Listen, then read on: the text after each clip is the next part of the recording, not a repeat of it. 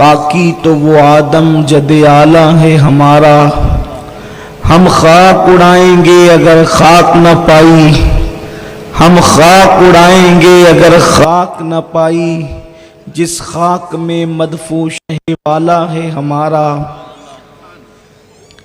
آج کی یہ محفل مہاپولی کی سرزمین پر سیرت النبی صلی اللہ علیہ وآلہ وسلم کے حوالے سے انعقاد پذیر ہے، اور ہمارے برادر عزیز جناب سروش بھائی صاحب نے مجھے بہت سارے عناوین کے حوالے سے پابند کیا ہے۔ اسی مناسبت سے میں نے قرآن مقدس کی اس آیہ کریمہ کی تلاوت کرنے کا شرف حاصل کیا ہے جو تمام مومنین کے لیے ایک رہنما اصول فراہم کرتی ہے۔ اللہ تبارک و تعالیٰ اس کے متعلق مجھے حق کہنے اور آپ تمامی خواتین و حضرات کو حق سن کر اس پر عمل کرنے اور اسے عام کرنے کی توفیق عطا فرمائے۔ میرے پیارے آقا صلی اللہ تعالیٰ علیہ وسلم کے پیارے دیوانوں، انسان عبادت تو کرتا ہے لیکن اس کی عبادت قبولیت کے درجے تک پہنچے یہ ایک مرحلہ ہوتا ہے۔ پھر اس کے بعد قبولیت کے درجے پر پہنچنے کے بعد پھر اس کے نامہ اعمال میں اس کا اجر محفوظ رہے، یہ دوسرا مرحلہ ہوتا ہے۔ انسان یہ تصور کرتا ہے کہ عبادت کرنے کے بعد میرا بیڑا پار ہے۔ اگر صرف عبادت کی بنیاد پر کسی کو نجات کا ساحل مل سکتا تھا تو 80,000 سال تک عبادت کرنے والا لعنت کا طوق نہ پہنتا۔ 80,000 سال تک عبادت کرنے والے کی گردن میں لعنت کا طوق نہ ڈالا جاتا۔ میرے پیارے آقا صلی اللہ علیہ وسلم کے پیارے دیوانوں، یہ بات خاص ہے کہ انسان کا اگر جسم ناپاک ہو تو پھر اس کی عبادت کیسے ہو سکتی ہے، اس کی نماز کیسے ہو سکتی ہے؟ اگر وہ وضو سے نہیں ہو تو اس کی نماز کیسے ہو سکتی ہے؟ حیرت کی بات یہ ہے کہ انسان نماز کو جانے سے پہلے اپنے جسم کی پاکی کا تو خیال کرتا ہے، کیا انسان نماز کو جانے سے پہلے اپنے دل کی پاکی کا بھی خیال کرتا ہے؟ اگر انسان نماز کو جانے سے پہلے یا اللہ کی عبادت سے پہلے اپنے دل کی پاکی کا بھی خیال کرتا ہے تب کہیں جا کر اس کی عبادتیں قبولیت کے درجے کو پہنچتی ہے۔ میرے پیارے آقا صلی اللہ علیہ وسلم کے پیارے دیوانوں، آؤ میں آپ کو بتاؤں، اللہ اکبر۔ حضرت علامہ شرف الدین یحییٰ منیری رحمت اللہ تعالی علیہ اپنے مکتوبات میں لکھتے ہیں کہ جس بندے کے دل میں ذرہ برابر بھی تکبر موجود ہوگا اس کی عبادت اس کو فائدہ نہیں پہنچا سکتی، اس کی عبادت قبولیت کے درجے تک نہیں پہنچ سکتی۔ ذرہ برابر، رائی کے دانے کے برابر بھی انسان کے دل کے اندر اگر تکبر موجود ہے تو اس کی عبادت قبول نہیں ہے، اس کی عبادت کا قبولیت کا درجہ نہیں مل سکتا۔ اللہ اکبر۔ اب یہ کیسے پتا چلے کہ انسان کے دل میں تکبر ہے یا نہیں ہے؟ تو خود ہی ارشاد فرماتے ہیں اگر ایک انسان اپنے آپ کو سارے انسانوں سے حقیر سمجھتا ہے، ایک انسان سارے انسانوں کو اپنے سے بہتر سمجھتا ہے لیکن ایک انسان کو اپنے سے حقیر سمجھتا ہے، یعنی ایک انسان کا تصور یہ ہے میں سب سے چھوٹا، سب سے حقیر، سب سے ذلیل، ساری دنیا کے انسانوں سے اپنے آپ کو حقیر سمجھا لیکن ایک انسان سے اپنے آپ کو بہتر سمجھا۔ علامہ شرف الدین لکھتے ہیں ابھی بھی اس کے دل میں تکبر باقی ہے اور اللہ اس کی عبادت کو قبول نہیں فرمائے گا۔ میرے پیارے آقا صلی اللہ علیہ وسلم کے پیارے دیوانوں، اب ذرا دیکھیں، انسان یہ جو تصور کرتا ہے میری دعاؤں کی برکتیں مجھے نہیں ملتی، میری عبادتوں کی برکتیں مجھے نہیں ملتی، میرے آقا صلی اللہ علیہ وسلم کے دیوانوں، اس کی وجہ کیا ہے؟ ہمارے دلوں کے اندر جو غرور ہے، کسی کے دل میں نسب کا غرور، کسی کے دل میں علم کا غرور، کسی کے دل میں دولت کا غرور، کسی کے دل میں حسن کا غرور، کسی کے دل میں میں جوانی کا غرور، کسی کے دل میں اقتدار کا غرور۔ اچھی طرح یاد رکھو، تکبر انسان کو شیطان بنا دیتا ہے۔ سب کو شیطان نے ہلاک کیا ہے۔ شیطان سے پہلے کون سا شیطان تھا؟ شیطان سے پہلے کون سا شیطان تھا؟ جس نے شیطان کو شیطان بنایا تو سب کو شیطان بگاڑتا ہے، اور شیطان کو جس نے کفر تک پہنچایا اس کے بارے میں قرآن کہتا ہے ابا واستکبر وکان من الکافرین، وہ تکبر کیا اس نے اور وہ کافروں میں سے ہو گیا۔ دولت پہ غرور کرنے والا فرعون بنتا ہے، اللہ اکبر، اقتدار پہ غرور کرنے والا نمرود بنتا ہے، اپنے آپ پہ غرور کرنے والا، اپنے علم پہ غرور کرنے والا شیطان بنتا ہے۔ اللہ اکبر، میرے آقا صلی اللہ علیہ وسلم کے پیارے دیوانوں، جس نے اپنی تجارت پر غرور کیا، جس نے اپنی جوانی پہ غرور کیا، وہ بخت نصر بنتا ہے۔ اللہ اللہ، دیکھیں تو صحیح، مغروروں میں کوئی بھی خدا کا محبوب نظر نہیں آئے گا، مغروروں میں کوئی بھی خدا کا محبوب نظر نہیں آئے گا، اور جتنے محبوبین نظر آئیں گے ان میں غرور نظر نہیں آئے گا۔ پتا چلا محبوب خدا بننا ہے تو دل سے غرور نکال دو، اللہ تمہیں مقام محبوبیت عطا فرمائے۔ دولت کا غرور بھی اچھا نہیں، نسب کا غرور بھی اچھا نہیں، طاقت کا غرور بھی اچھا نہیں، جوانی کا غرور بھی اچھا نہیں۔ قربان جائیں، اللہ نے کتنی بلندی دی محبوب کو، ان سے زیادہ کوئی بلند ہو سکتا ہے؟ خدا کی عزت کی قسم، مصطفیٰ جان رحمت کی بلندی کو کوئی بیان نہیں کر سکتا۔ وہ اتنے بلند ہیں، ساری بلندیاں ان کے قدموں میں سجدہ ریز ہے۔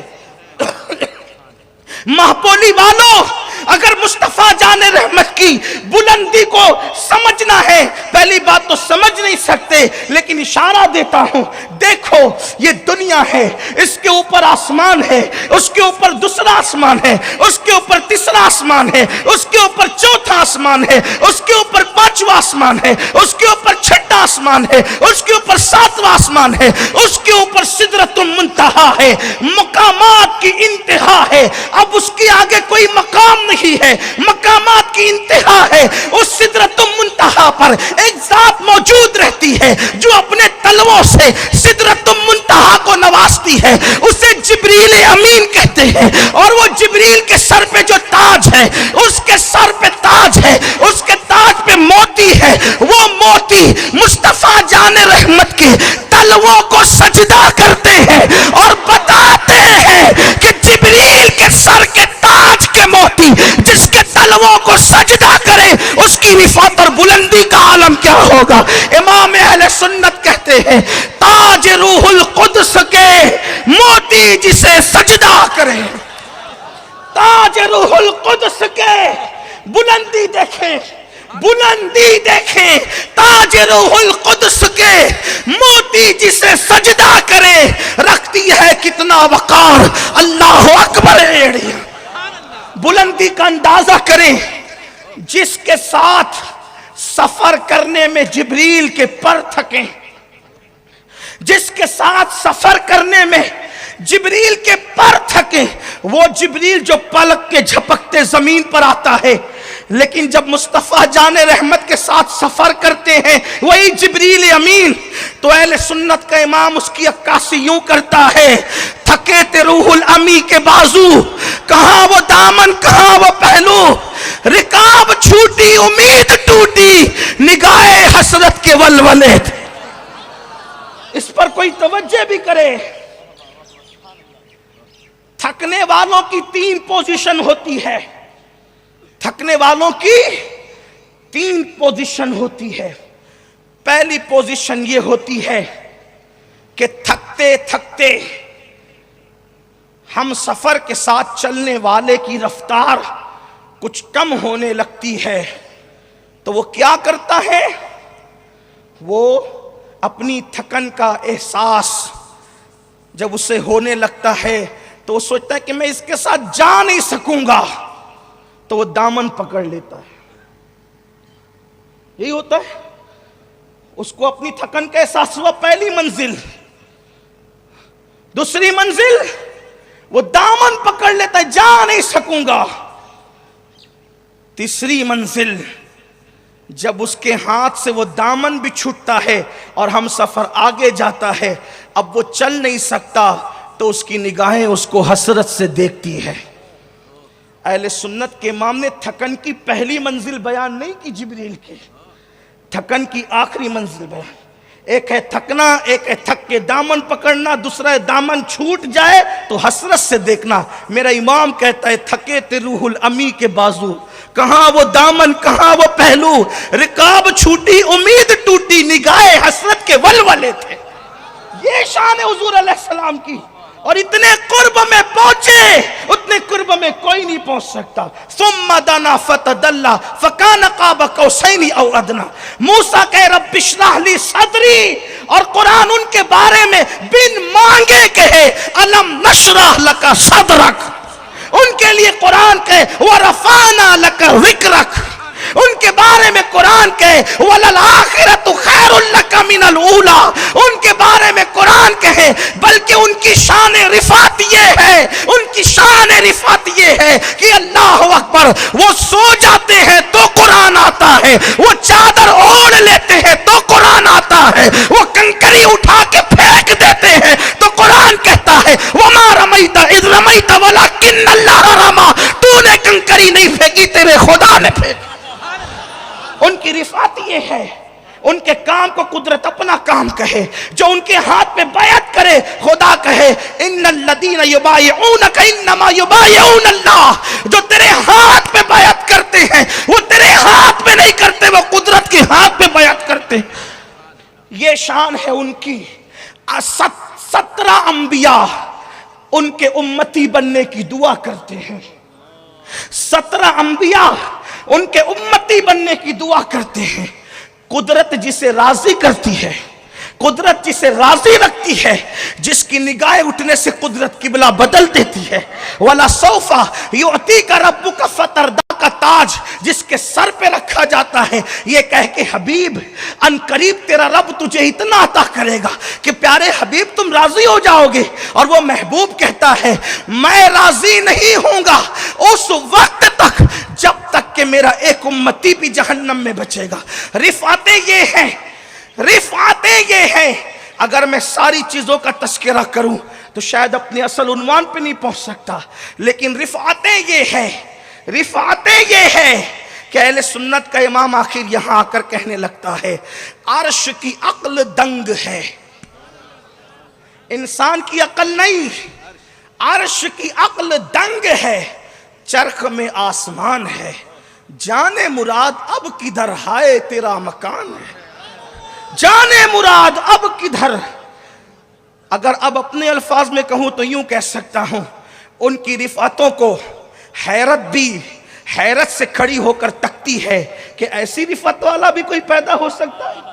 उनकी अजमतों को हैरत भी हैरत से तकती है, ऐसी अजमत वाला भी कोई पैदा होता है जिसकी रजा खुदा चाहे, जिसकी रजा खुदा चाहे। लेकिन कुर्बान बुलंदियां इतनी दी कि उनकी अदाएं कानून बने, उनके जबान से निकला हुआ कानून बने। वो जो करे वो कानून, वो जो कह दे कानून, किसी के करने पे चुप रह जाए तो भी कानून बन जाता है। ये उनकी शान है, बुलंदी है, मर्तबे हैं। मगर कुर्बान जब लोगों ने उनसे कहा कि या रसूल अल्लाह, कैसर और किसरा के ताजदार तो तख्त पर बैठते हैं। अब जरा तवज्जो सुने, उन्वान वो नहीं था जिसका जिक्र हुआ, उन्वान की बात ये है, लेकिन वो तो हमारी जिंदगी का उन्वान है जिसे शान रिसालत कहते हैं। हाँ या रसूल अल्लाह, कैसर और किसरा के ताजदार तख्त पर बैठते हैं। हाँ आप हमारे सामने साथ में यूं ही बैठ जाते, हमारे साथ मिलकर बैठ जाते। सुन्नियों मेरे जवानों गौर से सुनना, कितने भी सर पटक लो सजदे में, जब तक दिल में तवाज़ो नहीं है सजदे कबूलियत के काबिल नहीं। जो मैं सर बस सजदा हुआ कभी तो जमीन से आने लगी सदा, तेरा दिल तो है सनम आशना तुझे क्या मिलेगा नमाज। जो तकब्बुर का बुत बिठा करके सजदा करता है, मिलना क्या है तुझे नमाज में। नमाज तो सरापा आजिज़ी और नियाज का नाम है, इबादतें तो नियाज का नाम है। اللہ کے رسول سے صحابہ کہتے ہیں یا رسول اللہ صلی اللہ علیہ وآلہ وسلم، کیسر و کسریٰ کے تاجدار تو تخت پر بیٹھتے ہیں اور آپ ہمارے ساتھ یوں ہی بیٹھ جاتے ہیں، اگر آپ کہیں ہم آپ کو ایک چبوترا بنا دیتے ہیں، اس چبوترے پہ آپ بیٹھیں تاکہ آنے والا آپ کو دیکھ کر پہچان لے۔ مصطفیٰ جان رحمت نے فرمایا نہیں، میں امتیازی شان سے جینا نہیں چاہتا، میں امتیازی شان سے جینا نہیں چاہتا۔ سارے امتیازات جس کے لیے پیدا کیے وہ کہتے ہیں میں امتیازی شان سے جینا نہیں چاہتا۔ اللہ اگر حضور فرماتے ہیں میں بندہ ہوں، بندوں کی طرح زندگی گزارنا چاہتا ہوں۔ آپ اندازہ فرمائیں، اور یہاں تو بندگی ہے کہاں، بندہ پن ہے کہاں، یہاں تو خواہشات کے غلام بن گئے۔ اللہ کے رسول علیہ السلام فرماتے ہیں، ابن حجر مکی نے لکھا کہ زمین کے اوپر جھوٹے خداؤں میں سب سے زیادہ اگر کسی کو پوجا جاتا ہے تو وہ لوگوں کا نفس ہے، وہ لوگوں کی نفسانی خواہشات ہے۔ لوگوں نے نفس کو اپنا خدا بنا لیا، لوگوں نے اپنی خواہشات کو اپنا خدا بنا لیا۔ میرے پیارے آقا علیہ السلام کے پیارے دیوانوں، بت پرستوں کو تانا دینے والوں، نفس پرستی سے جب تک باہر نہیں آؤ گے اس وقت تک خدا کی معرفت نصیب نہیں ہو سکے گی۔ اللہ کے حبیب صلی اللہ علیہ وسلم کے غلاموں، حضور کہتے ہیں میں عام انسانوں کی طرح، بندوں کی طرح جینا چاہتا ہوں، اللہ اکبر، امتیازی شان نہیں چاہتا۔ اور پھر دیکھیں حضور کی تواضع کی شان کیا ہے۔ ایک شخص حضور کو دیکھتا ہے اور کانپنے لگتا ہے، اس پہ کپ کپی طاری ہوتی ہے۔ سرکار فرماتے مجھ سے نہ ڈرا کرو، میں کوئی بادشاہ تھوڑی ہوں، میں کوئی بادشاہ تھوڑی ہوں، میں کوئی جابر حکمراں تھوڑی ہوں، میں تو اس ماں کا بیٹا ہوں جو دھوپ میں گوشت کو سکھا کر کھایا کرتی تھی۔ اللہ کے حبیب صلی اللہ علیہ وسلم کی شان تواضع یہ تھی۔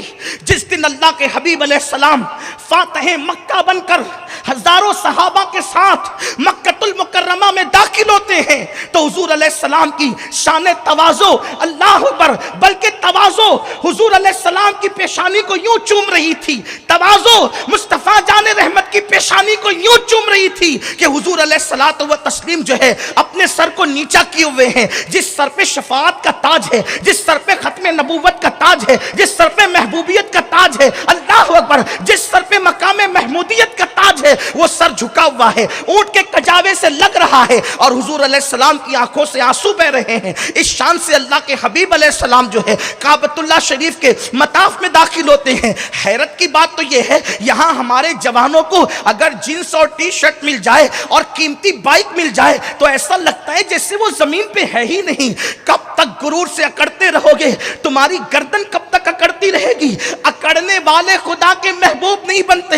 فاتح مکہ صاحب معراج اس شان سے مکے میں داخل ہو رہے ہیں کہ کجاوے سے پیشانی لگی ہوئی ہے، آنکھوں میں آنسو ہے، اور اس کے بعد جب اترتے ہیں تو اپنی چچا زاد بہن حضرت ابو طالب کی بیٹی حضرت ام ہانی کے مکان میں اترتے ہیں، اور اترنے کے بعد اپنی بہن سے کہتے ہیں، چچا زاد بہن سے، کیا تمہارے گھر میں کھانے کے لیے کچھ ہے؟ تو ام ہانی کہتی ہے یا رسول اللہ میرے ماں باپ آپ پر قربان، میرے گھر میں چند دن کے سوکھے ٹکڑے رکھے ہوئے ہیں۔ اس وقت اللہ کے حبیب علیہ الصلوۃ والتسلیم فاتح مکہ لوگوں کے سامنے سوکھے ٹکڑوں کو چباتے ہیں۔ آپ غور کریں حضور علیہ السلام کی شان تواضع یہ، اور قوم کا حال یہ، تھوڑی سی دولت آئی تو اپنے سامنے کسی کو کچھ سمجھتے ہی نہیں، اقتدار مل جائے تو اپنے سامنے کسی کو کچھ سمجھتے ہی نہیں۔ آج ہمارے جوانوں کو دیکھو، وہ جوان جن جوانوں کی جوانی قابل رشک تھی، وہ جوان جو کبھی فاتح اندلس تھے، وہ جوان جو کبھی فاتح بیت المقدس تھے، وہ جوان جو کبھی فاتح شام تھے، وہ جوان جنہوں نے کیسر و کسریٰ کی دولت کو کبھی پیروں تلے روندا تھا، آج ان کی محبوبیت، آج ان کا محبوب مشغلہ بن گیا ہے۔ جوانی کے نشے اور تکبر میں گانوں میں ان کی راتیں گزرے، غزلوں میں ان کی راتیں گزرے، زنا کے اڈوں پہ ان کی راتیں گزرے، اللہ اکبر، دوستوں کے ساتھ پارٹیاں کرتے ہوئے، عیاشیاں کرتے ہوئے ان کی راتیں گزرے۔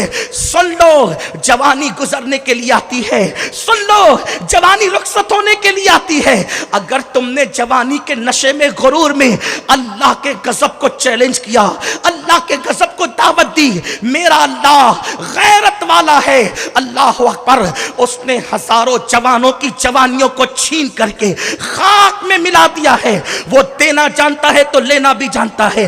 اپنی راتوں کو جوانی کے نشے اور غرور میں زنا اور شراب کے اڈے اور گناہوں کے اڈوں پہ گزارنے والوں، سن لو، ایک وقت وہ ضرور آئے گا جب جوانی کا نشہ ڈھلے گا، جوانی کی دوپہر کے بعد بڑھاپے کی شام ہوگی، اور اس کے بعد پھر تمہیں کبھی جوانی کی صبح دیکھنا نصیب نہ ہوگی۔ اس وقت تو جوانی پر رو گے، کاش اپنی جوانی کو ہم نے عبادت میں گزارا ہوتا، کاش اپنی جوانی کو تواضع میں گزارا ہوتا، کاش اپنی جوانی کو سنت رسول پہ عمل کرنے میں گزارا ہوتا۔ مجھے بڑی پیاری سی بات یاد آتی ہے، ایک صوفی بزرگ لکھتے ہیں، ایک شخص کی بڑھاپے میں کمر جھک گئی، جب اس کی کمر جھکی، وہ بیچارہ جھکی ہوئی کمر سے کھڑا تھا، ایک جوان کو مستی سوجی، وہ آیا اور بوڑھے بابا سے کہتا ہے، بابا کیا ڈھونڈ رہے ہو؟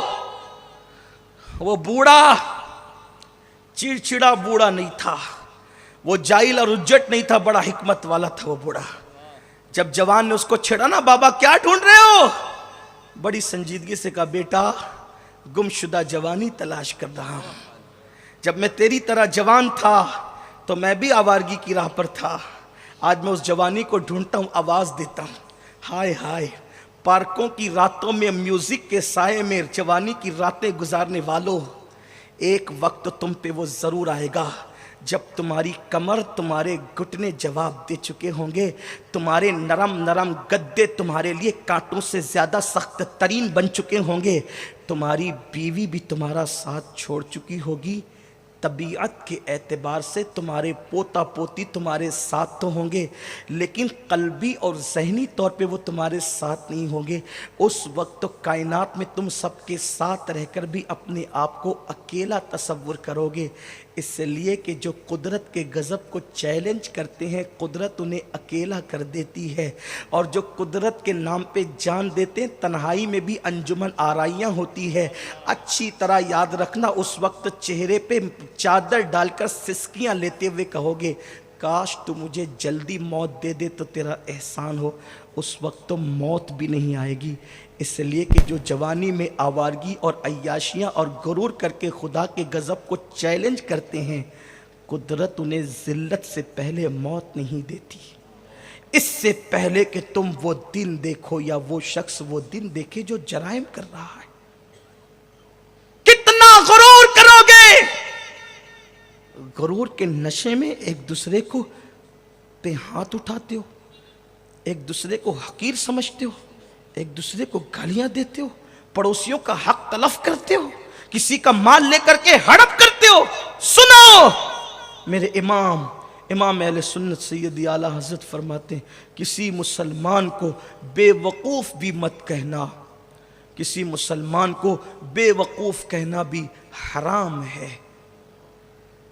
لوگوں نے پوچھا، امام یہ بے وقوف اتنا چھوٹا سا لفظ اور آپ کہتے ہیں حرام ہے، بے وقوف کہنا حرام ہے؟ فرمایا، تو نے حدیث نہیں پڑھی، من اذا مسلمن فقد اذانی ومن اذانی فقد اذى اللہ، او کما قال صلی اللہ علیہ وآلہ وسلم، کہ جس نے کسی مسلمان کو اذیت دی اس نے محمد الرسول اللہ کو اذیت پہنچائی، اور جس نے اللہ کے رسول کو اذیت پہنچائی اس نے اللہ کو اذیت پہنچائی۔ اب بتاؤ، حضور کو اذیت پہنچانا حرام ہے کہ نہیں؟ یہاں تو کسی مسلمان کو بے وقوف نہیں کہہ سکتے، اور اب تو مسلمانوں کا حال یہ کہ وہ بیوی کو بھی ماں بہن کی گالیاں دیتا ہے۔ ہند الولی سرکار غریب نواز رضی اللہ تعالیٰ عنہ فرماتے ہیں، جس نے کسی مومن کو گالی دی، مرنے سے پہلے توبہ نہیں کی، اس سے معافی نہیں مانگی، ڈر ہے مرے گا تو کہ اس کا ایمان اس سے چھین نہ لیا جائے۔ لوگ دین کہاں جانتے ہیں؟ صرف داڑھی اور ٹوپی کا نام دین رکھا ہے۔ اللہ کے رسول علیہ السلام فرماتے ہیں، التقوی ہاں ہونا۔ کسی بہت بڑے عاشق رسول نے کہا تھا، تنہائی میں تو جیسا ہے وہی تیری حقیقت ہے، تنہائی میں تو جیسا ہے وہی تیری حقیقت ہے، ورنہ لوگوں کے سامنے تو بدماش بھی شریف بنتے ہیں۔ اپنی تنہائیاں دیکھو، اپنی سوچ دیکھو، اپنی فکر دیکھو۔ تو میرے آقا علیہ السلام کے پیارے دیوانوں، اللہ کے حبیب علیہ السلام کی تواضع کیا تھی؟ قربان جائے تھوڑی سی دولت آتی ہے اور لوگ تکبر کرتے، گھمنڈ کرتے. حضور کے پاس دولت کتنی تھی؟ حضور سے بڑا کائنات میں کوئی دولت مند نہیں ہوا ہے. آسماں خان، زمین خان، زمانہ مہمان، صاحب خانہ لقب کس کا ہے؟ تیرا تیرا. کریم ایسا ملا کہ جس کے کھلے ہیں ہاتھ اور بھرے خزانے، بتاؤ اے مفلسوں کے پھر کیوں تمہارا دل اضطراب میں ہے.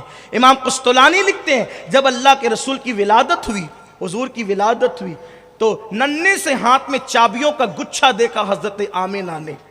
حیران ہوئی کہ میرے گھر میں تجوریاں نہیں تو چابیاں آئی کہاں سے؟ اور اگر چابیاں ہو بھی تو بچوں کے ہاتھ میں تو چابیاں نہیں ہوتی، بچوں کے ہاتھ میں چابیاں نہیں ہوتی. غیب سے آواز آئی، محمد عربی نے اللہ کی خزانوں کی کنجیوں کو حاصل کر لیا ہے، اللہ کے خزانوں کی چابیوں کو حاصل کر لیا. حضور اللہ کے خزانوں کے مالک ہے. اللہ اکبر. اتنے مالدار خود فرمائیں اگر میں چاہوں، ام المومنین سے مخاطب ہو کے کہا تھا عائشہ اگر میں چاہوں تو یہ پہاڑ سونے اور چاندی کے میرے ساتھ بن کر کے چلے.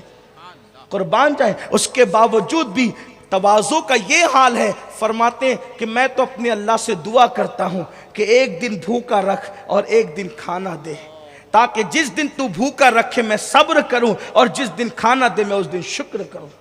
یہ حضور علیہ السلام کی تواضع کا. لیکن یہاں تو جوانی ملی تو پیر زمین پہ ٹکتے ہی نہیں. گناہ گناہ اور صرف. اور اب تو ایک بہت بڑا گناہ امت میں پھیل رہا ہے جسے زنا کہتے ہیں. چاہے وہ زنا بالعین ہو یعنی آنکھوں کا زنا ہو، چاہے زنا باللسان ہو یعنی زبان سے زنا ہو، چاہے زنا بالید ہو ہاتھ کا زنا ہو، اور آخری سٹیپ تو اس کی تو حد ہی نہیں. جو لوگ سارے زنا سے بچتے ہیں کم سے کم ان کی آنکھیں تو زنا کرتی ہے، ان کی زبان تو زنا کر. فحش باتیں کرنا یہ زبان کا زنا ہے. لوگ کہتے ہیں مولانا دعا قبول نہیں ہوتی. میں کہتا ہوں جو زبان زانی ہو جائے اس کو دعا کرنے کا حق ہی کیا بچتا ہے، اور اس کی دعا کیسے قبول ہو؟ ہم اپنی زبان سے کیا نہیں کہتے. ام المومنین حضرت عائشہ صدیقہ کہتی ہے اللہ کے رسول علیہ السلام کنواری پردہ نشینوں سے بڑھ کر حیا کرتے تھے. ہم نے حضور کی زبان سے کبھی فحش بات نہیں سنی، اور آج فحش ہی فحش ہے. عریانیت ہی عریانیت ہے. آؤ میرے بھائیو، زندگی کا ہر سیکنڈ آخری سیکنڈ، زندگی کا ہر منٹ آخری منٹ. زندگی کی لذت لے لو. ہر لقمہ زندگی کا آخری لقمہ ہے. ہر صبح زندگی کی آخری صبح، ہر شام زندگی کی آخری شام ہے، ہر رات زندگی کی آخری رات. اس پہ یقین اور ایمان بھی ہے کہ سب آخری آخری ہے، پھر بھی عیاشیاں ہی ہے، پھر بھی گناہ ہی ہے، پھر بھی آوارگی ہے. ایک مرتبہ ایک جوان امام غزالی کے استاد کے سامنے سینہ تان کر تکبر سے چل رہا تھا. آج کل بھی لڑکوں میں عادت ہو گئی، چھوٹی چھوٹی ٹی شرٹ پہن لیتے ہیں جس سے ان کے بازو نظر آئیں، آدھے نظر آئیں، فیٹ اور بڑے بازو. جم کرنا برا نہیں. میں تو جہاں جاتا ہوں جوانوں سے کہتا ہوں جم کرو، طاقتور بنو، قوت والے بنو. اس لیے کہ ہمارے نبی سے زیادہ طاقت والا کون تھا؟ 60 سال میں لوگ لکڑیاں ٹیک کر چلتے ہیں، میرے نبی نے 60 سال کی عمر میں جنگیں لڑی ہے اور سب سے آگے کھڑے ہو کے لڑی. حنین میں جب سب کے قدم اکھڑ گئے تھے تو اللہ کے رسول علیہ السلام جو ہے وہ میدان میں تھے اور کہتے تھے میں جھوٹا نبی نہیں ہوں اور میں عبد المطلب کا بیٹا ہوں. یہ کہتے ہوئے حضور آگے بڑھ رہے تھے، اور حضور علیہ السلام نے تو تلوار نہیں اٹھائی. یہ تو شان رحمت للعالمین ہی تھی. خدا کی عزت کی قسم کنکریاں اٹھا کے پھینکی تو ہزاروں کا مجمع پلٹ گیا. یہ ان کی طاقت تھی، ان کی قوت تھی. تو قوت والا رہنا، طاقت والا رہنا یہ بھی مسلمان کے لیے ضروری ہے، لیکن شو کے لیے تو نہیں نا، لڑکیوں کو اپنے طرف مائل کرنے کے لیے تو نہیں نا. یاد رکھنا اللہ کے حبیب صلی اللہ علیہ وآلہ وسلم ارشاد فرماتے ہیں کہ معراج کی شب میں نے جب جہنم میں جھانکا تو دیکھا کہ کچھ مرد اور عورتیں ایسی تھی جن کی چمڑیاں آگ کی کینچی سے کاٹی جا رہی تھی. میں نے پوچھا یہ کون ہے؟ تو کہنے لگے جبریل آقا یہ وہ لوگ ہیں، یہ لڑکے وہ ہیں جو بن سنور کر اس لیے نکلتے تھے کہ لڑکیاں ان کو دیکھ کر ان کے فتنے میں مبتلا ہوں، اور لڑکیاں بن سنور کر اس لیے نکلتی تھی کہ لڑکے ان کو دیکھ کر ان کے فتنے میں مبتلا ہو. حسن نمائش کے لیے نہیں ہے. آج کل یہ ہو گیا نا کہ وہ بازو بتاتے ہیں, ڈنڈ بتاتے ہیں, موٹا جسم بتاتے ہیں. اگر یہی سب رہا اللہ راضی نہ ہوا, یہ موٹا جسم قبر کے کیڑے کھائیں گے. بنا لو خوب بناؤ جسم, قبر کے کیڑوں کی غذا تیار کر رہے ہو. اور اگر اللہ راضی ہے انشاءاللہ قیامت تک جسم تو جسم ہے, جسم سے لگنے والے کفن کا بھی نقصان نہیں ہو سکتا.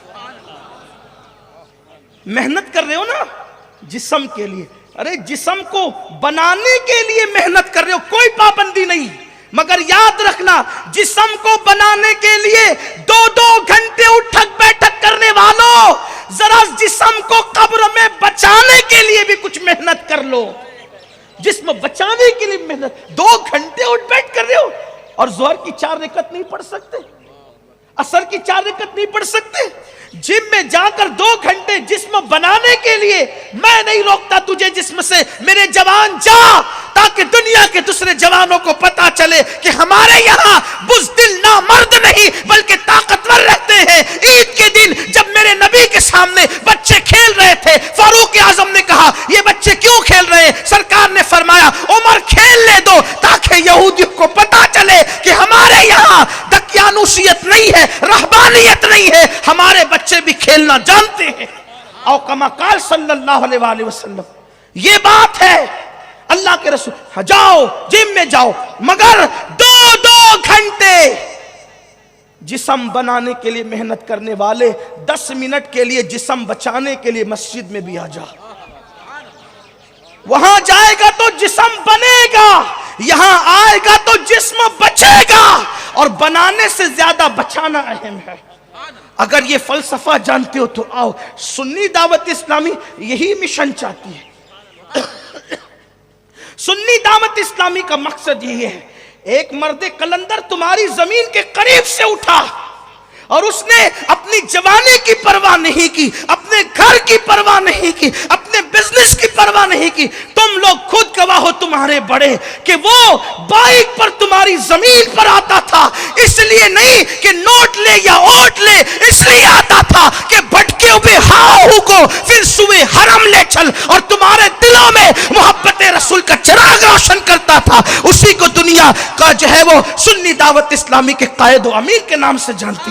لیکن قوم کا کیا کہا جائے, برا ہو ہماری قوم کا, جنہوں نے گلیوں کو سجایا, جنہوں نے محلوں کی سڑکیں بنائی, جنہوں نے بریج اور پل بنائے, لوگ ان کو تو یاد رکھتے ہیں, جنہوں نے عشق رسول والے دل بنائے لوگ ان کے ساتھ ہی وفا بھول جاتے ہیں. میرے آقا صلی اللہ علیہ وسلم کے دیوانوں, اہل ماپولی کو ہم لوگ رشک کی نظر سے دیکھتے ہیں کہ سنی دعوت اسلامی کا مرکزی ادارہ ماپولی کے اندر موجود ہے. مشہور ہے, پوری دنیا میں اس ادارے نے تمہارے گاؤں کا نام روشن کیا ہے. تم لوگ خوش نصیب ہو, بہت خوش نصیب ہو.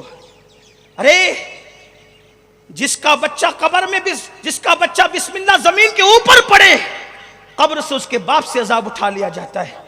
جن کی بستی میں رات و دن قرآن پڑھا جاتا رہے, انہیں کتنی برکتیں نصیب ہوگی. ماپولی والوں محسوس کر سکتے ہو تو کر لو, جامعہ حرا سے پہلے کیا تھے اور اب اللہ نے تمہیں کیا بنا دیا, اس کو تم محسوس کر سکتے. تمہاری زمین خدا نے بڑھا دی, تمہاری زمین کی قیمتیں بڑھا دی, اس میں ہمارا کوئی کمال نہیں, یہ قرآن کی تلاوت کی برکت ہے. اس لیے کہ تلاوت قرآن جہاں ہوگی اللہ اسے برکتیں ہی برکتیں عطا فرمائے. لیکن الحمدللہ, اور میں اس کو بھی جانتا ہوں کہ مہاپولی والے بڑے مہان لوگ ہیں, اسی لیے تو قدرت نے ان کے علاقے میں اتنا بڑا ادارہ قائم کروایا, ورنہ زمین کی کوئی کمی تھوڑی تھی. آپ بڑے عظیم لوگ ہیں, قدرت نے اس لیے آپ سے کام لیا, لیکن مزید آپ کو ساتھ دینا ہے, قدم سے قدم بڑھانا ہے. میں سمجھتا ہوں علامہ عظمت اللہ صاحب کو بولنے کی ضرورت پیش نہیں آنی چاہیے کہ تعاون کرو, آپ کو خود لے جا کر کے تعاون کرنا چاہیے. اس لیے کہ قدرت دولت سب کو دیتی ہے, لیکن جس کی پسند کرتی ہے اسی کی دولت اللہ کی راہ میں لگتی ہے. ورنہ اللہ کی راہ میں نہیں لگاؤ گے تو ایسی اولاد پیدا ہوگی یا تو شراب کے اڈوں پہ خرچ کرے گی، یا تو زنا کے اڈوں پہ خرچ کرے گی. کماؤ گے تم، کمائے گی وہ، اور تمہیں رونے کو مزدور نہیں ملیں گے. میں بد دعا کے طور پہ نہیں کہہ رہا ہوں، یہ میں اپنے حقائق بیان کر رہا ہوں. دیکھ لو آپ، دیکھ لو بچا بچا کے رکھنے والوں کی اولاد نے کیا دن دکھائے.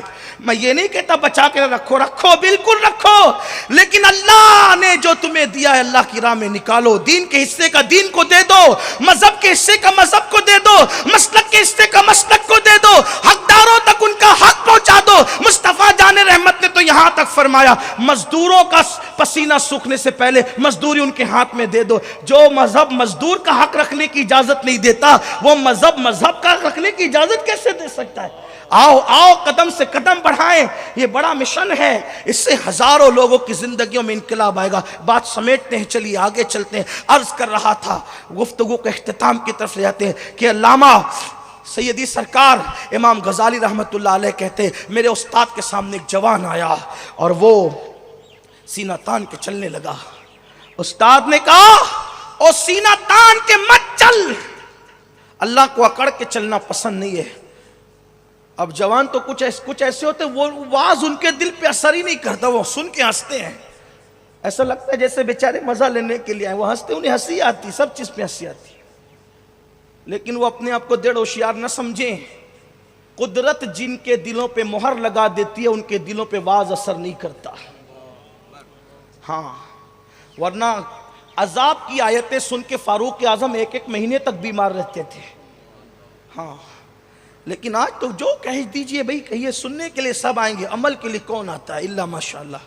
ویسے میری سنی قوم سے میں نا امید نہیں ہوں، نہیں اقبال اپنی، نہیں مایوس اقبال اپنی کشت ویراں سے ذرا نم ہو تو یہ مٹی بڑی زرخیز ہے ساقی.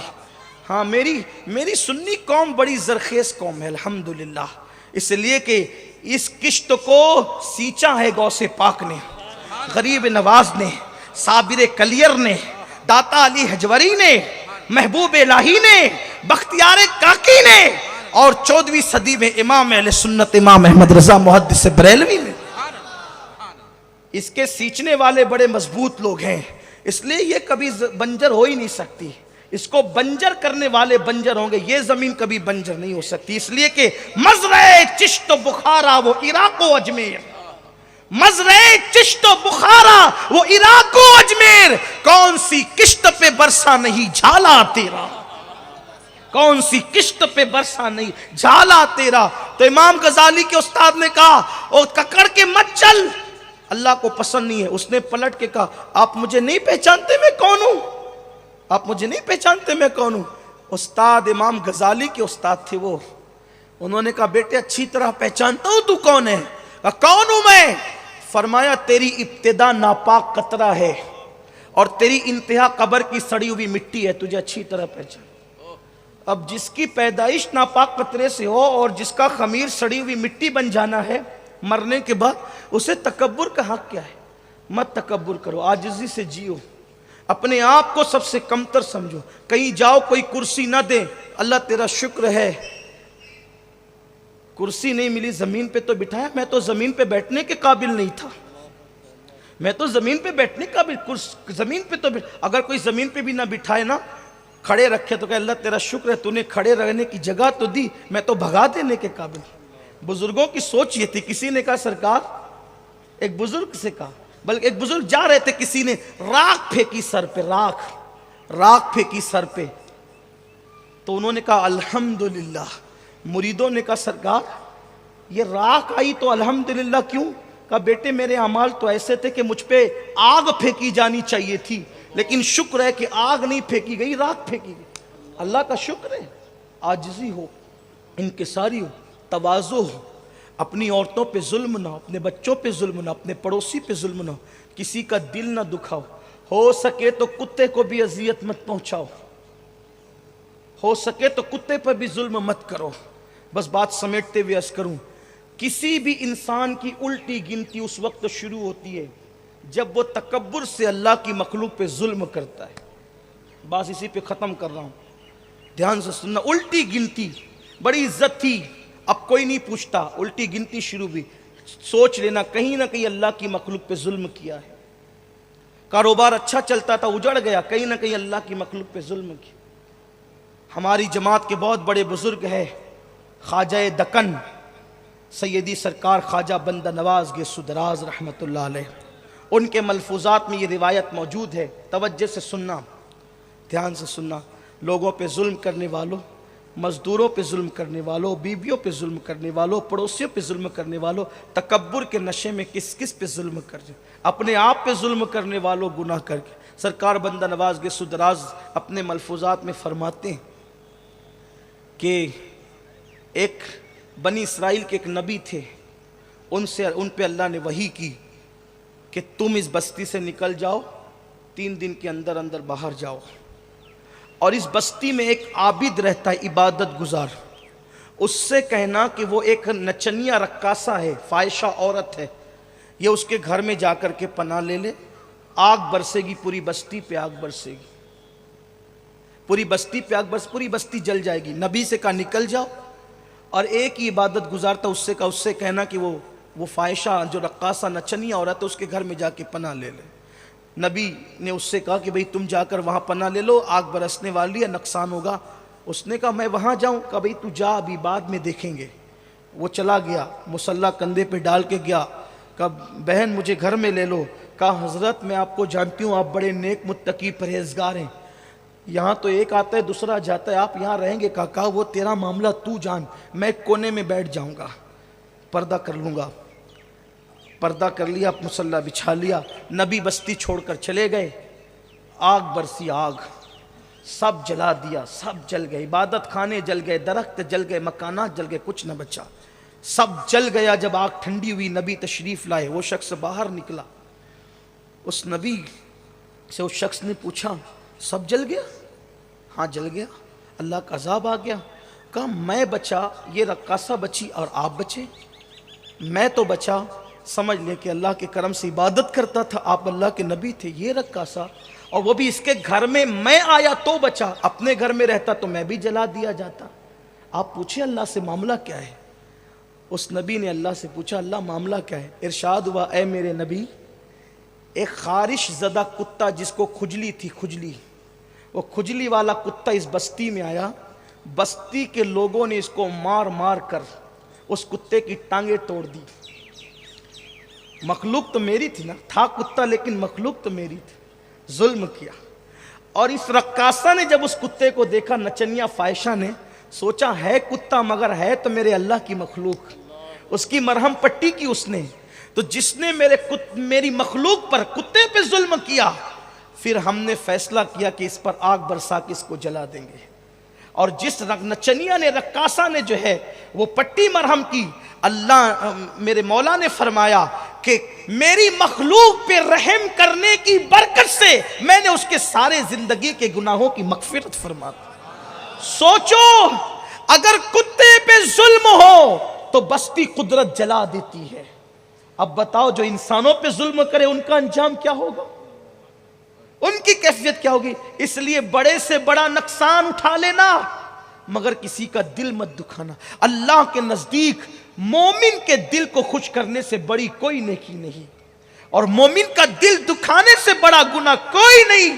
ہمارے بزرگوں نے روزے توڑ دیے مگر دل نہیں توڑے۔ حضرت امام حسن بصری رضی اللہ تعالیٰ جو سلسلے چشتیہ کے، قادریہ کے، سروردیہ کے، سارے سلسلوں کے جو امام ہے، مولا علی کے ڈائریکٹ مرید و خلیفہ ہے، ایک مرتبہ تشریف لے جا رہے ہیں، دیکھا کہ ایک بیچتی پانی بیچنے والا پانی بیچ رہا ہے، لیکن اس کا پانی کوئی خریدتا نہیں۔ امام حسن بصری کو دیکھ کر، ان کے مریدوں کو دیکھ کے وہ کہتا ہے اے اللہ جو میرا پانی خریدے تو اس پہ رحم فرما۔ امام حسن بصری نے پیسے دیے، پانی خریدا، پینے لگے، کیونکہ وہ یہ کہہ رہا تھا اللہ جو میرا پانی خریدے اس پہ رحم فرما، کیونکہ صبح سے میرا پانی کسی نے خریدا نہیں ہے، میں اپنے بچوں کے لیے کیا لے کر کے جاؤں گا۔ حسن بصری نے لیا، پانی لیا، بیٹھ کے پینے لگے۔ مریدوں نے کہا چائے سے زیادہ تو پیالیاں ہی گرم ہوتی ہے ہر دور میں۔ مریدوں نے کہا کہ سرکار آپ کا روزے آپ کو یاد نہیں؟ فرمایا یاد ہے بیٹے، یاد ہے، اچھی طرح یاد ہے، میں روزے سے ہوں۔ کہا پھر پانی کیوں پیا؟ اس لیے کہ آپ کا روزے، آپ کو پانی نہیں پینا چاہیے تھا، روزہ ٹوٹ جائے گا۔ فرماتے ہیں جانتا ہوں، اچھی طرح جانتا ہوں روزہ ٹوٹ جائے گا۔ ارے نفل روزہ ہے، آج ٹوٹا کل اس کی قضا کر لوں گا، لیکن اس مسلمان کا دل ٹوٹتا تو میں اس کی قضا کب کرتا؟ روزہ توڑ دیا، دل نہیں توڑا۔ یاد رکھو یہ اسلام ہے، یہ اسلام کی تعلیمات ہے۔ یہاں تو نہ کسی کے دل کا خیال، نہ کسی کے دل ٹوٹنے کا خیال، بس اپنی دھن ہے، اپنا نشہ ہے، اپنا نشہ ہے، اپنا نشہ ہے۔ آؤ نکلو، ورنہ اعمال بھی اکارت ہو جاتے ہیں تکبر سے۔ ابن حجر مکی رحمۃ اللہ علیہ لکھتے ہیں حضرت عیسیٰ علیہ السلام کے ساتھ ایک قافلہ جا رہا تھا، عیسیٰ پیغمبر کے ساتھ علیہ السلام قافلہ جا، پیچھے پیچھے عیسیٰ علیہ السلام کے حواری چل رہے تھے، حواری لوگ چل رہے تھے۔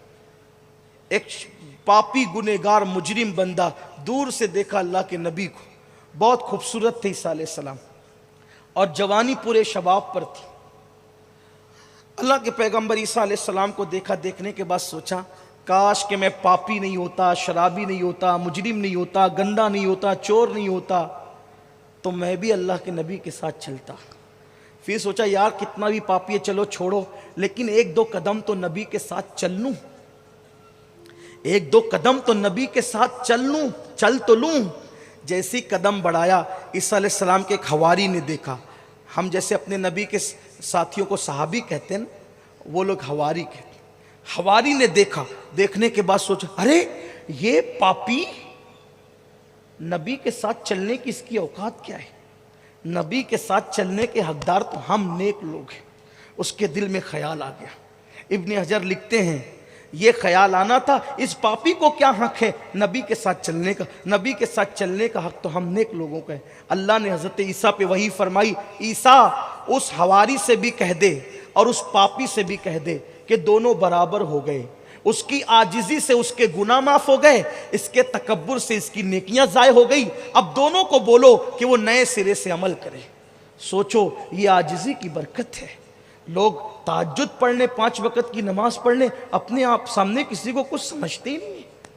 اس لیے مسلمانوں آؤ اپنے نبی کی سنتوں پہ عمل کرو۔ میرے نبی میں تواضع کیا تھی؟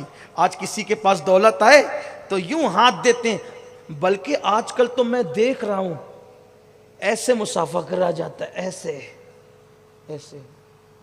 وہ چٹنی دے رہے ہو، کیا چٹا رہے ہو؟ دولت نے اتنا مغرور کیا تمہیں، ایسے مصافحہ کرتے ہو؟ یوں کپڑا ہاتھ میں رکھ کر کے بھی مصافحہ کرنا سنت نہیں ہے۔ میرے نبی جن کے ہاتھوں کو قدرت ید اللہ کہتی ہے، جب کسی کے ہاتھ میں ہاتھ دیتے تو جب تک وہ ہاتھ نہیں چھوڑتا تھا اللہ کے رسول اپنا ہاتھ نہیں چھوڑاتے تھے۔ یہ میرے نبی تھے، یہ میرے آقا کی ذات ہے، جب تک وہ ہاتھ نہ چھوڑے میرے رسول نے ہاتھ نہیں چھوڑا۔ کوئی ملنے آیا تو جب تک کہ وہ جاتے وقت خود حضور کی طرف پیٹ نہیں کرتا تھا، میرے نبی نے بھی اس کی طرف کبھی پیٹ نہیں فرمایا۔ سوچیں ذرا، اس کو دروازے تک پہنچانے کے لیے حضور آئے۔ اگر وہ مدینہ منورہ کا رہنے والا ہے تو دروازے تک آئے، مدینہ منورہ کے باہر کا آیا ہوا مہمان ہے تو اس کو سنیت الوداع تک چھوڑنے کے لیے تشریف لے گئے۔ یہ میرے نبی کا انداز ہے۔ اور ہمارا حال کیا ہو گیا؟ بس سب چلتا ہے، سب چلتا ہے۔ کہاں تک چلتا چلتا لگاؤ گے؟ آئیڈیل ہمارے لیے للو پنجو پپو یہ آئیڈیل نہیں ہے۔ قرآن کہتا ہے لَقَدْ كَانَ لَكُمْ فِي رَسُولِ اللَّهِ أُسْوَةٌ حَسَنَةٌ، تمہارے نبی کی زندگی میں تمہارے لیے بہترین نمونہ ہے۔ آؤ جس نے دشمنوں کے بھی دل جیتے ہیں اپنی معصوم اداؤں سے، اس نبی کی سیرت کی طرف آئیں اس کی طرف جس نے دشمنوں کو اپنا کیا، آؤ اس کی طرف جس نے غیروں کو اپنا کیا، آؤ اس کی طرف جس نے گالیاں سن کر دعائیں دی، آؤ اس کی طرف جس نے پتھر کھا کر دعائیں دی، آؤ اس کی طرف جس کو زخمی کیا گیا پھر بھی انہوں نے دعائیں دی، آؤ اس کی طرف جس کو ستایا گیا دعائیں دی۔ اللہ اکبر۔ کعبے کے اندر عبادت کرنے کو دل چاہتا ہے، کعبے کے اندر عبادت کرنے کو دل چاہتا ہے۔ کلید بردار کعبہ عثمان بن طلحہ کے پاس آتے ہیں اور آ کر کہتے ہیں عثمان میرا جی چاہ رہا ہے کہ اندر کعبے میں جا کے عبادت کروں۔ کلید بردار کعبہ مسلمان نہیں ہوئے تھے، کہتے ہیں سب کو دوں گا تم کو نہیں دوں گا، مگر قربان میرے نبی نے کبھی برائی کا بدلہ برائی سے نہیں دیا۔ فرمایا عثمان آج چابی تیرے پاس ہے، تو مجھے نہیں دے رہا ہے، انشاءاللہ کل یہ چابی میرے پاس آئے گی میں تجھے دوں گا اور قیامت تک کے لیے دوں گا. ہمیں کوئی کہنا کہ میں نہیں دوں گا، بیٹا میرا موقع آنے دے پھر دیکھ تجھے بتاتا ہوں. لیکن قربان یہ میرے آقا کی سنت ہے، تو نہیں دے رہا ہے میں تجھے دوں گا، تو چند منٹ کے لیے نہیں دے رہا ہے میں تجھے قیامت تک کے لیے دوں گا. اور عثمان بن طلحہ کو فتح مکہ کے دن جب آئے نا تو اپنا وعدہ کیسے یاد رکھا. خوشی میں تو لوگ کیا کیا بھول جاتے ہیں. کہا عثمان بن طلحہ کدھر ہے؟ کہا عثمان جب آئے کہا تم نے مجھے نہیں دی تھی نا، یہ لو، اور یہ تمہارے خاندان میں قیامت تک رہے گی. صرف چابی نہیں دی، چابی نہیں دی، قیامت تک خاندان کی ضمانت بھی عطا فرما دی. 14 صدیاں بیت گئی ہے، بہت سارے صحابہ جن کی اولاد کا کوئی نشان نہیں ہے، لیکن عثمان بن طلحہ کی اولاد اب بھی ہے.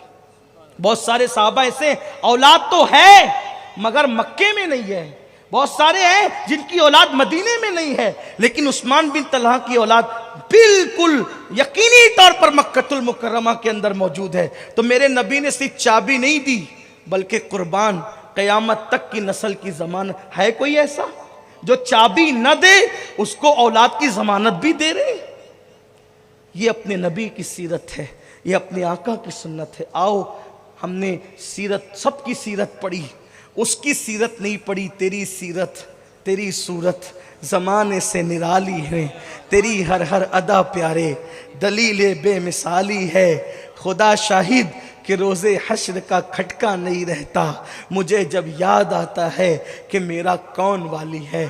دل تو بہت چاہتا ہے آپ سے بہت باتیں کروں، بہت دن کے بعد آیا ہوں، اور عنوان ایسا چھڑا ہے جو حضور کی زندگی، حضور کی تواضع، حضور کی سیرت کا باب ہے. لیکن جو ہے وہ آپ کی بھی ذمہ داریاں، میری بھی ذمہ داریاں. ماشاءاللہ ہمارے سروج بھائی سے ہمارے بڑے پرانے تعلقات ہیں. 97 میں جب یہ آئے تھے ہمارے یہاں اسکول کے ایک کام سے ٹریننگ لینے کے لیے، اس وقت میری عمر بہت چھوٹی تھی، اس وقت سے ہمارے ان کے تعلقات ہیں. آج الحمدللہ ایک بار پھر آپ کی خدمت کے لیے آیا ہوں. اللہ سے دعا کرتا ہوں کہ اللہ تبارک و تعالی ہم سب کو توفیق دے، حضور کی سیرت پڑھیں، حضور کی سیرت سیکھیں، حضور کی سیرت پہ عمل کریں. اور اگر گفتگو کے درمیان کوئی غلطی ہو گئی ہو تو اللہ تعالیٰ اپنے حبیب کے صدقے معاف فرمائے. استغفر اللہ ربی من کل ذنب واتوب الیہ. اور ہمارے مولانا صاحب نے بھی اشارہ کیا کہ آپ جانتے ہیں وادی نور پہلے 2-3 نومبر تھا، پھر 22-23 ہو گیا، اور اب اے رضا ہر کام کا ایک وقت ہے، دل کو بھی آرام ہو ہی جائے گا. اب انشاءاللہ وادی نور کا اجتماع 27، 28 اور 29 دسمبر کو ہوگا انشاءاللہ. 27، 28، 29 دسمبر کو ہوگا انشاءاللہ تبارک و تعالی. 27 7 2 9 8 2 10 اور 9 2 11، یعنی ماشاءاللہ دیکھیں کیسی تاریخیں آ رہی ہے. 9 10 11 اس کا جمع ہوتا ہے. یعنی یہ لوگ جو لوگ علم جفر وغیرہ جانتے ہیں نا، یہ اس کی اہمیتوں کو جانتے ہیں. یہ بڑی برکت والی تاریخیں آ رہی ہے. 27 28 اور 29 دسمبر. اور مہینہ کون سا؟ 12واں مہینہ. سبحان اللہ، یعنی کہ کیا برکتیں ہیں. اچھا حیرت بھی یہ ہے کہ عربی چاند کا مہینہ 11ویں کا ہوگا اور انگریزی مہینہ 12ویں کا ہوگا، تو 11ویں بھی اور 12ویں بھی. الحمدللہ علی احسانی. تو 27 28 29 دسمبر سب چلیں گے انشاءاللہ. میری عادت نہیں ہے، مجھے شرم آتی ہے ہاتھ اٹھوانے میں، لیکن اگر آپ اٹھا دے تو اللہ آپ کو برکت ہی دے گا. سب چلیں گے انشاءاللہ. تیاری کیجئے، خوب بڑے پیمانے پہ تیاری کیجئے. وادی نور چلیں گے اور سنی دعوت اسلامی کا ساتھ دیجئے. بس جاتے جاتے ایک بات کہتا چلوں، یاد رکھنا دین کا کام کرنے والوں کا ساتھ دو. اگر ساتھ نہیں دے سکتے تو چپ رہو. دین کا کام کرنے والے کا ساتھ نہیں دے سکتے، چپ رہو، انہیں تکلیف مت پہنچاؤ. اگر آپ نے دین کے کام میں رکاوٹ ڈالی، آپ پوری تاریخ اٹھا کر پڑھ لیں، جس نے بھی دین کے کام میں رکاوٹ ڈالی اللہ نے اس کی نسل ختم کر دی. یہ بات خیال رکھنا. تاریخ دیکھ لیں، ابو لہب کو دیکھیں، ولید ابن مغیرہ کو دیکھ، آپ دیکھتے چلے جائیں، نام مٹ گئے. یزید کو دیکھیں، 8-10 بیٹے چھوڑ کے مرا تھا. بعض مورخین نے کہا 14 بیٹے چھوڑ کے مرا تھا، لیکن آئے ایک بھی اولاد آج. اور میرے حسین دین کے لیے ایک ہی بیٹا چھوڑ کے، ایک ہی بیٹا چھوڑ کے گئے، اور وہ بھی بیمار، ایک بیٹا وہ بھی بیمار، ہر وقت خطرے میں، اور مار ڈالنے کی بڑی کوشش کی، ایک چھوڑ کے گئے حسین۔ آج مسلمان کا کوئی محلہ ایسا نہیں ہے جہاں مسلمان بستے ہوں اور اولاد حسین موجود نہ ہو۔ قدرت بتا رہی ہے دین پہ قربان کرو گے اللہ ایک کے ہزاروں کرے گا، دین کا نقصان کرو گے نام تک مٹ جائے گا۔ اس لیے دین کا نقصان مت کرنا، یا دین کا کام کرو، کام کرنے والوں کا ساتھ دو، نہیں دے سکتے ان کے لیے دعا کرو، نہیں دعا کرنے کی بھی توفیق ہے، چپ رہو، کام کرنے والوں کو کام کرنے دو، ورنہ نقصان آپ کا ہے، کیونکہ اللہ کا دین کبھی مٹنے والا نہیں ہے۔ حضرت کافی مراد آبادی کے اشعار پہ اپنی گفتگو اختتام پر، کوئی گل باقی رہے گا نہ چمن رہ جائے گا، کوئی گل باقی رہے گا نہ چمن رہ جائے گا، بس پر رسول اللہ کا دین حسن رہ جائے گا۔ اطلس و کم خاک ان اطلس و کم خواب کی پوشاک پر نازا نہ ہو، اطلس و کم خواب کی پوشاک پر نازا نہ ہو، اس تنے بے جان پر خاکی کفن رہ جائے گا۔ ہم سفیر و باغ میں ہیں کوئی دم کا چہچہا، ہم سفیر و باغ میں ہیں کوئی دم کا چہچہا، بلبلیں اڑ جائے گی سونا چمن رہ جائے گا۔ جو پڑے گا صاحب لولاک کے اوپر درود، جو پڑے گا صاحب لولاک کے اوپر درود، آگ سے محفوظ اس کا تن بدن رہ جائے گا۔ نام شاہانہ زمان، نام شاہانے زمان مٹ جائیں گے، نام شاہانے زمانہ مٹ جائیں گے، نام و نشانے باقی پنجتن رہ جائے گا، پنجتن کا نام و نشان باقی رہ جائے گا۔ اور اخیر میں کہتے ہیں کہ سب فنا ہو جائیں گے، سب فنا ہو جائیں گے، کافی وہ لیکن حشر تک سب فنا ہو جائیں گے۔ یہ نعت اس وقت کافی نے لکھی تھی جب ان کو پھانسی دینے کے لیے لے کر جا رہے تھے، اور انگریزوں نے پوچھا تھا کافی تیری آخری خواہش کیا ہے؟